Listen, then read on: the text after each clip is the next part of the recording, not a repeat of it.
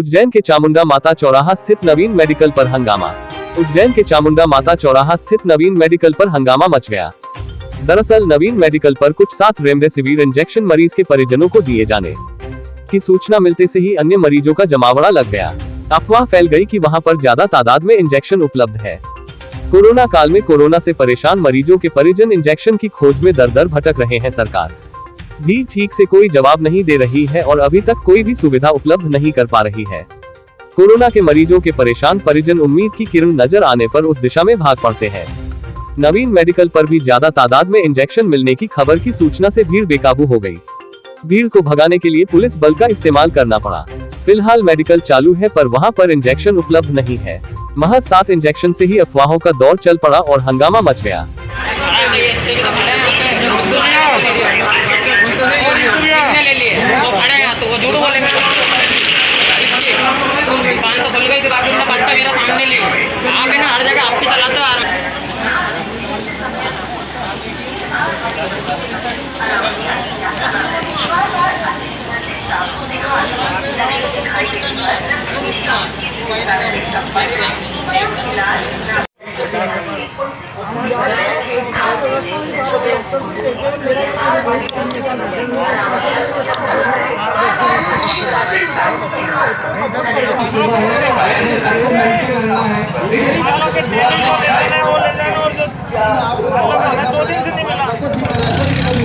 Injection की कोई कमी नहीं है।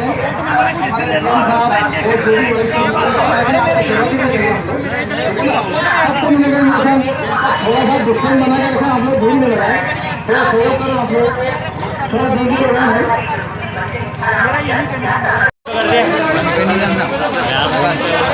उधर ऐसे लोगों से करो यहाँ है इसके तरफ मोबाइल तो अच्छा मोबाइल थोड़ा सा काम नहीं लगा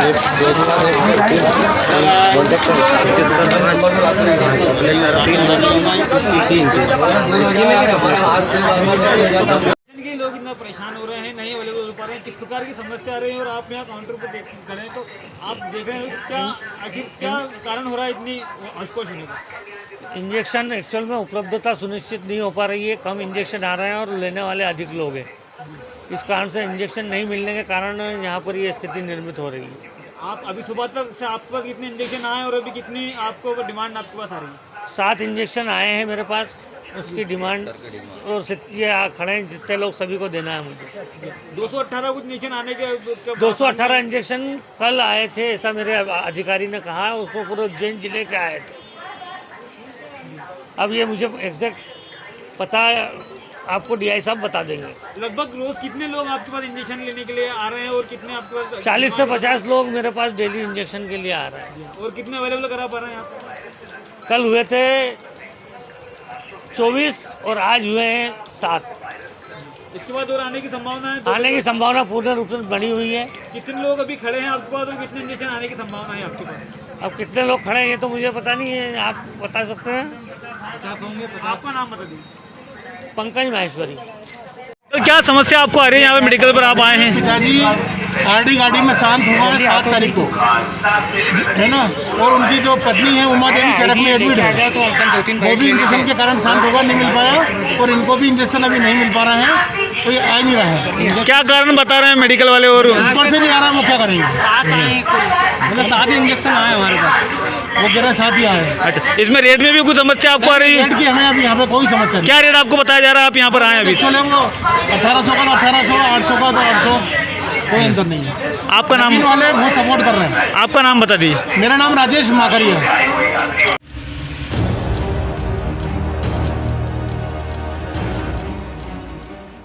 इंदौर में रेमडेसिविर इंजेक्शन की जरूरत और उसके विकल्प में अन्य इंजेक्शन व दवाइयों के बारे में प्रेस कॉन्फ्रेंस में अरविंदो अस्पताल के डॉक्टर विनोद भंडारी ने सटीक जानकारी दी है।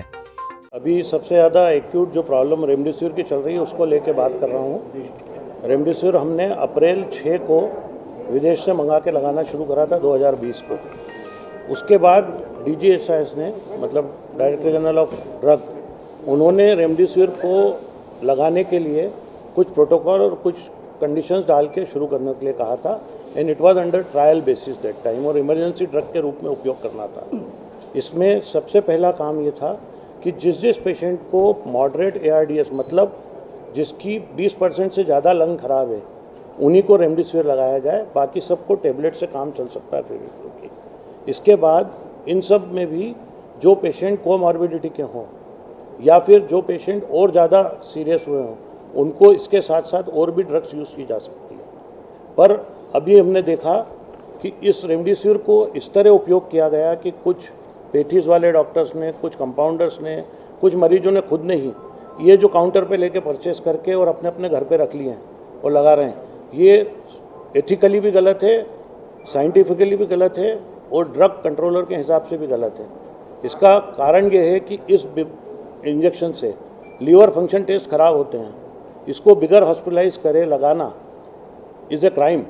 बेसिकली ये जितने भी लोग लगा के घर भेज देते हैं, किसी ने उसका LFT नहीं कराया, किसी ने लीवर फंक्शन टेस्ट नहीं कराया।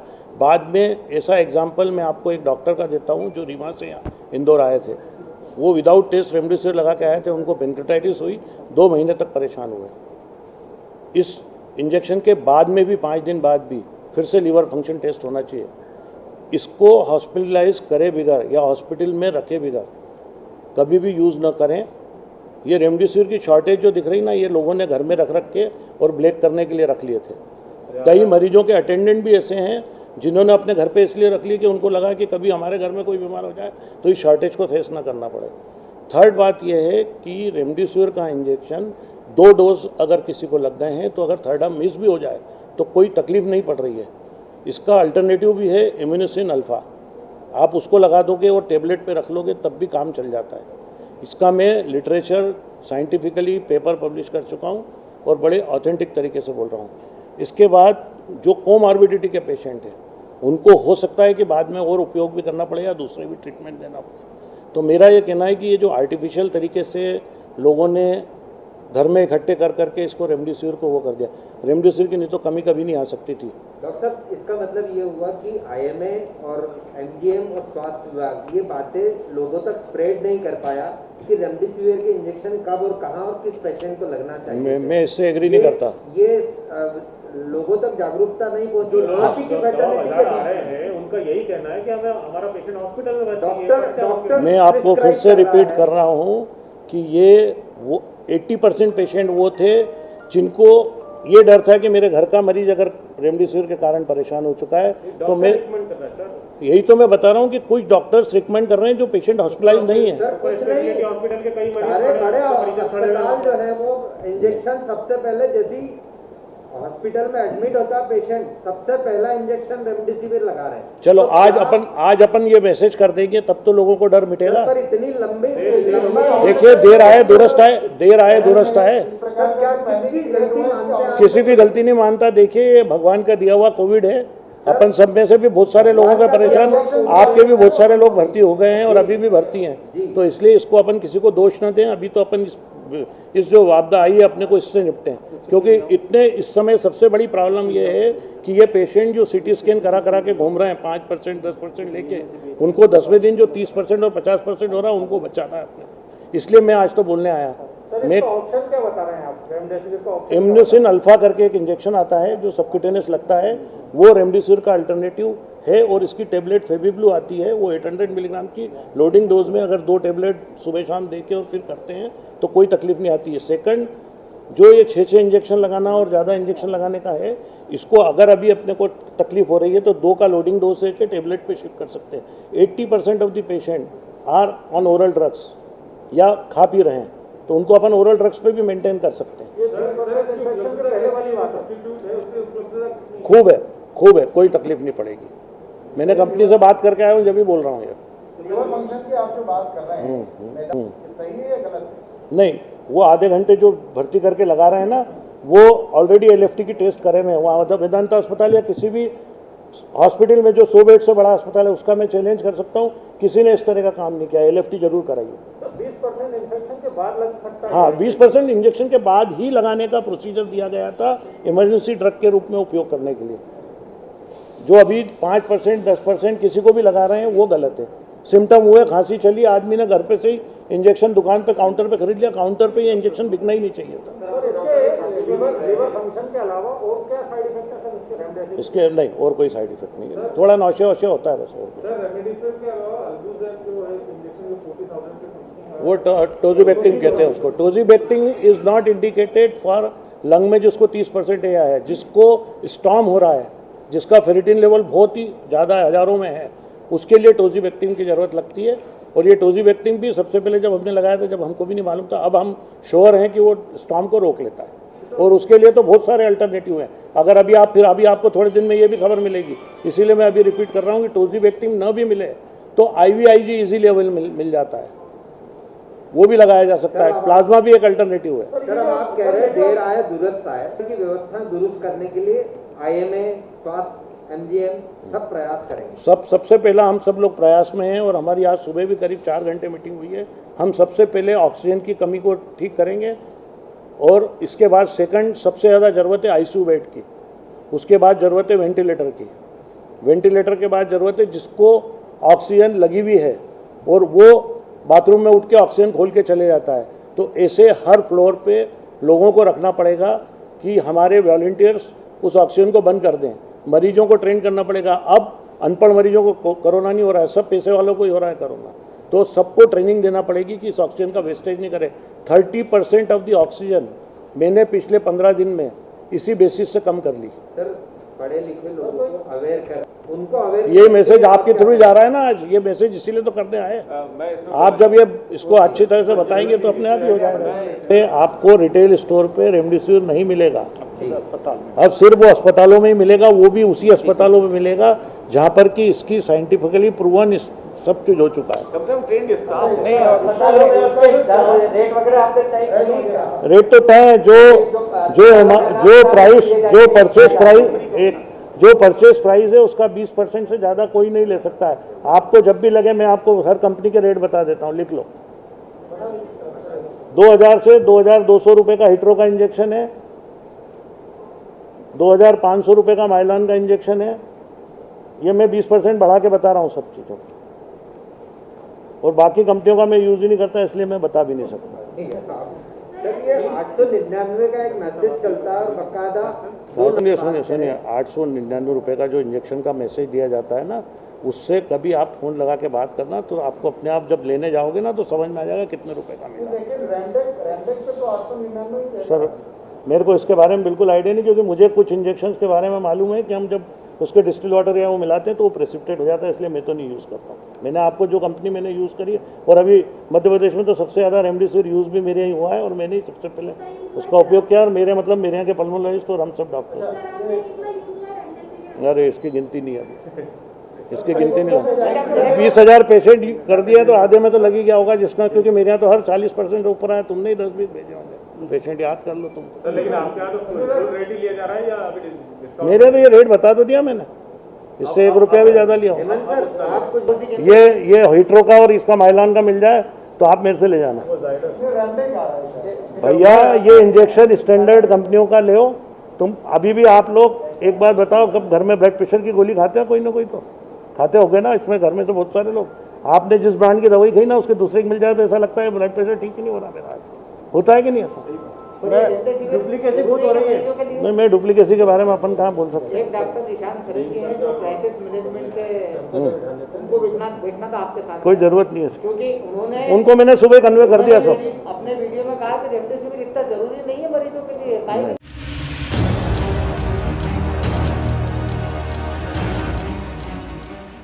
तंत्र क्रिया के आरोप में चाकू से हमला, इंसानियत हुई शर्मसार, घायल मदद मांगने गया तो पड़ोसियों ने घर से बाहर निकालकर दरवाजा बंद किया। पूरा घटनाक्रम सीसीटीवी में कैद। उज्जैन के पास नागदा में एक सिरफिरे ने अपने ही पड़ोसी को चाकू से हमला कर घायल कर दिया। इसके बाद जो हुआ वो और भी शर्मनाक है। दरअसल घटना का सीसीटीवी सामने आया है, जिसमें घायल होने के बाद आसपास के पड़ोसियों ने घायल को अपने घर से निकाल दिया। घायल हाथ जोड़कर मदद मांगता रहा, लेकिन पड़ोसी ने घायल को अपने घर से निकालकर दरवाजा बंद कर दिया। पूरे घटनाक्रम का सीसीटीवी फुटेज सामने आया है, जो कि दिल दहला देने वाला है। हालांकि सूत्रों की माने तो पुलिस ने इस पूरे मामले में आरोपी को गिरफ्तार कर लिया है। ये है पूरा मामला। नागदा के प्रकाश नगर में रहने वाले राजेंद्र गुर्जर उम्र 50 वर्ष अपने घर से रोजाना की तरह फैक्ट्री जाने के लिए निकले थे। प्रकाश नगर की गकी नंबर 4 में राजेंद्र पहुंचे ही थे कि पास ही में रहने वाले योगेश शर्मा उम्र 30 वर्ष ने राजेंद्र को रोककर ताबड़तोड़ चाकू से हमला कर दिया, जिससे राजेंद्र वहीं गली नंबर 4 में घायल हो गए। इस बीच मारपीट की आवाज सुनकर कुछ लोग आए भी, लेकिन फिर वे अपने काम में लग गए। इस बीच राजेंद्र चाकुओं के वार से काफी घायल हो चुका था। अपनी जान बचाने के लिए राजेंद्र ने खुले हुए घर का सहारा लेने की कोशिश की और घर में घुसना चाहा ताकि उसे अस्पताल पहुंचाया जा सके, लेकिन पड़ोसियों का शर्मनाक चेहरा देखिए घायल को घर से बाहर धकेलकर दरवाजा बंद कर दिया गया। ये पूरा घटनाक्रम सीसीटीवी में कैद हो गया है। घायल ने बताया, गंभीर हालत में घायल राजेंद्र को नागदा के जनसेवा अस्पताल में भर्ती कराया गया है। वहीं अस्पताल में राजेंद्र ने बताया कि आरोपी योगेश ने रास्ते में रोका और कहा कि तू तंत्र क्रिया करता है। इसके बाद उसने चाकू से हमला कर दिया। फिलहाल घायल का नागदा में ही इलाज चल रहा है। कहाँ पर रोका था आपको? गली नंबर सर से 2 नंबर से आते हैं ना अपन। हाँ, तो 4 नंबर गली के टेंट वाले की दुकान है। मोटरसाइकिल से जा रहे थे आप? गली नंबर वहाँ से 4 में टेंट की दुकान थी। किसकी हो? क्या नाम वाम नहीं मालूम। मुकेश की? नाम नहीं मालूम। वही गली में से निकल के आया उसे एकदम सामने। हाँ, तांत्रिक विद्या करते हुए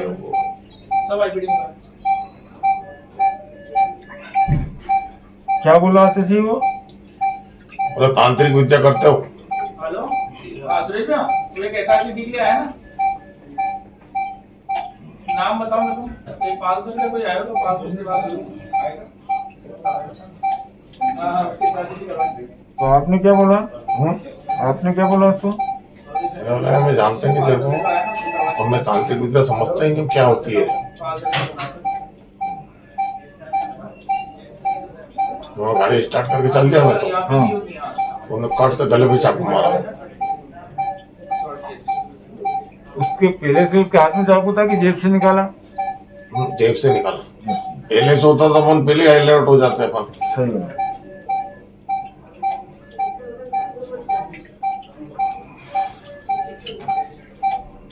तो मेरा मालिक बता रहा कि पंडित बोला ना? हाँ, क्या बोला? जादू टोना करके मेरे को मारना चाहता है। हाँ, तो आपने क्या बोला? मैंने कहा यार तेरे को जानता ही नहीं और जादू टोना में समझता ही नहीं।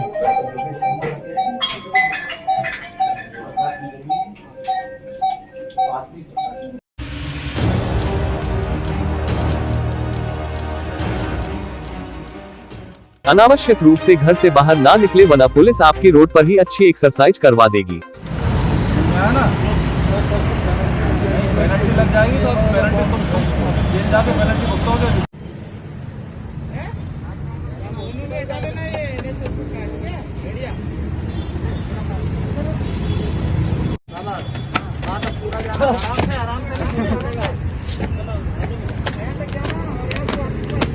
गाड़ी जरा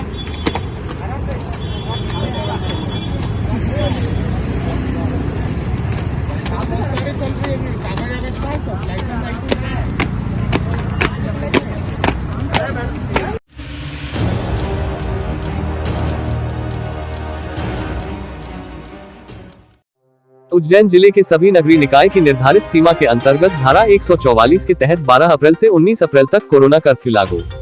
उज्जैन में कलेक्टर एवं जिला दंडाधिकारी आशीष सिंह ने आज आदेश जारी कर कोरोना संक्रमण को रोकने व आमजन के स्वास्थ्य एवं जीवन को लेकर उत्पन्न हो रही परिस्थितियों पर नियंत्रण करने के लिए दंड प्रक्रिया संहिता 1973 की धारा 144 के तहत 12 अप्रैल की सुबह 6 बजे से 19 अप्रैल की सुबह 6 बजे तक कोरोना कर्फ्यू लगाने के आदेश जारी कर दिए हैं। उक्त अवधि में उज्जैन जिले के नगरीय निकायों की सीमा अंतर्गत रहने वाले किसी व्यक्ति को घर से बाहर निकलने की अनुमति नहीं होगी।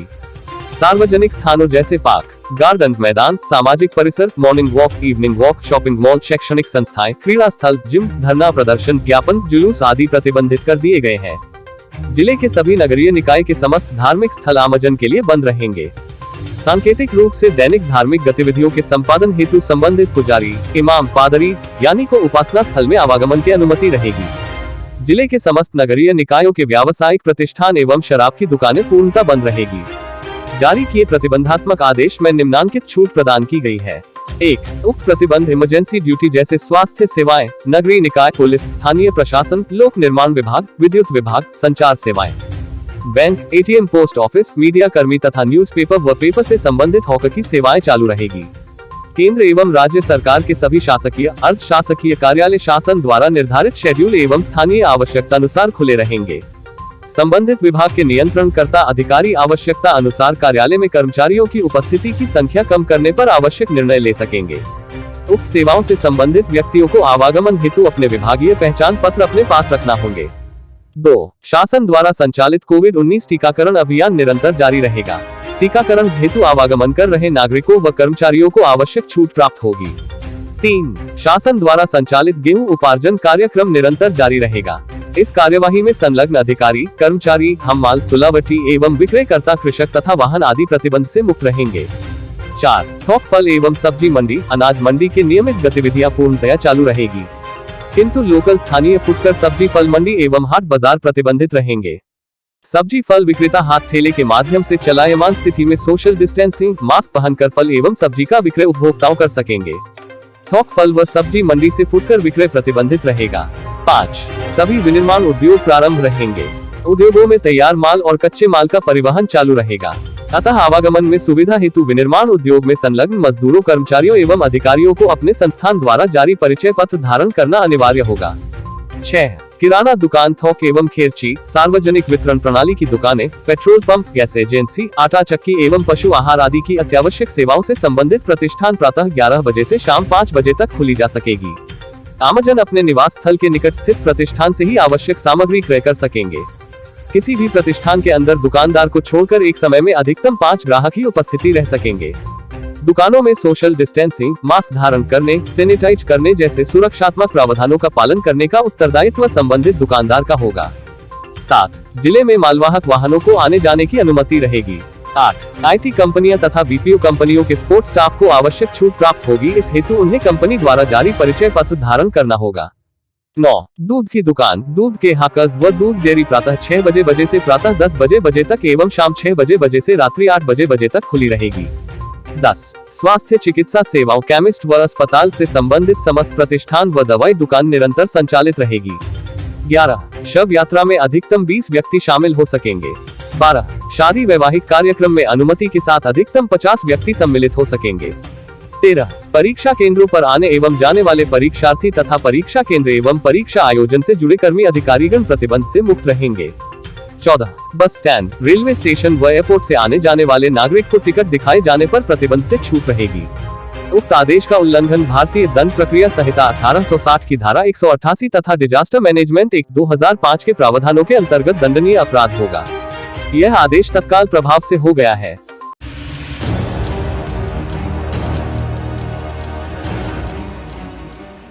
इंदौर के पीतमपुर में महाराष्ट्र की ओर से आने वाली गाड़ियों की लंबी कतारें लग गई है।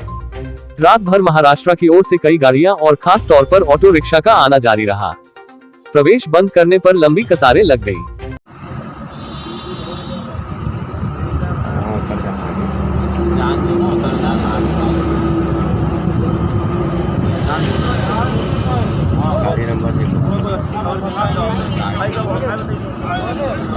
महाराष्ट्र की गाड़ी है,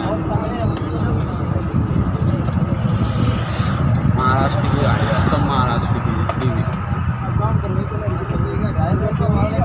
एक ही जगह CNG मिल रही है।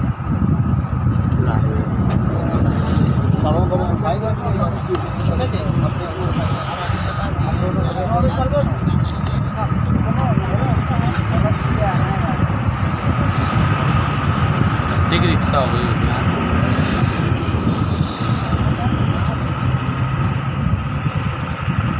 ये कारें भी महाराष्ट्र के नंबर आ गया। महाराष्ट्र के तो नंबर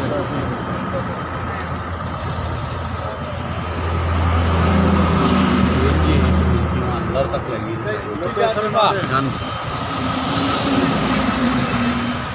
ध्यान दो सब ये सलंग लगी वहाँ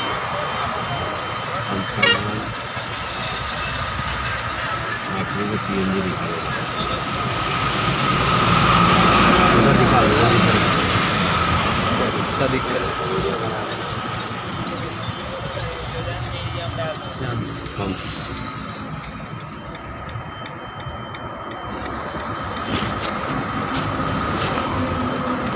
देश विदेश गांव शहर सब पे नजर सबकी खबर, नया रूप है नए है रंग, सबको समेटे अपने संग। आपका अपना शहर का सपना दैनिक अवंतिका, दैनिक अवंतिका, दैनिक अवंतिका। राजनीति फिल्मी बातें सब कुछ ही हम इसमें पाते, घर होटल ऑफिस या दफ्तर, क्लर्क प्यून या हो फिर अफसर, सबका चहेता सबका प्यारा दैनिक अवंतिका, दैनिक अवंतिका, दैनिक अवंतिका।